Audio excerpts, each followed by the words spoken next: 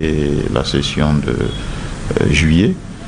Pour la première session, nous avons en fait pu avoir 894 candidatures. Et sur les 894 candidatures, dans un premier temps, 357 ont pu en fait être identifiés pour bénéficier des programmes de formation au niveau du master, mais également du doctorat.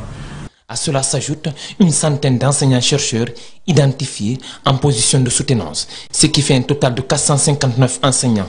La deuxième cohorte a été lancée en juillet.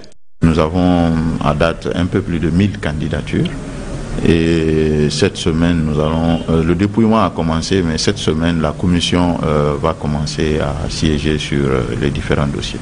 Pour bénéficier de ces bourses, il faut remplir certaines conditions. Il faut avoir un document prouvant que vous êtes inscrit à ce programme. Il faut avoir un document prouvant que vous êtes un enseignant-chercheur du système, mais également il faut signer un engagement à servir dans le système pendant 10 ans.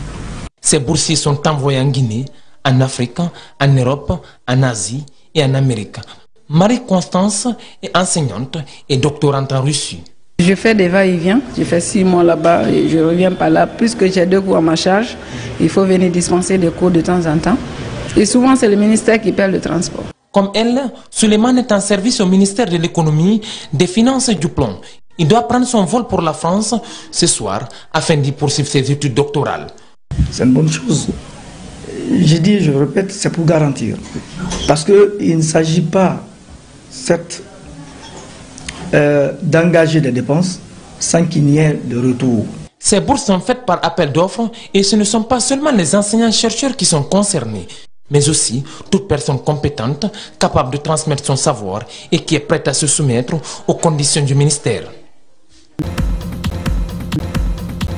N'est-ce pas, cette élection avec enthousiasme, dans la mesure où tous mes camarades qui sont venus comme délégués à cette élection ont placé leur confiance à ma modeste personne. Ça me va droit au cœur. Je les remercie très sincèrement de cette confiance. Et je prie le Tout-Puissant Allah qu'il me donne la force de mériter cette confiance. Vous n'êtes pas sans savoir, le syndicat national autonome de l'enseignement supérieur est une structure très naissante. Et cela a fait que tout ce que nous avons pu poser, c'était pour voir comment est-ce que nous allons réussir à installer les structures de base au niveau de toutes les instances, n'est-ce pas, des institutions d'enseignement supérieur.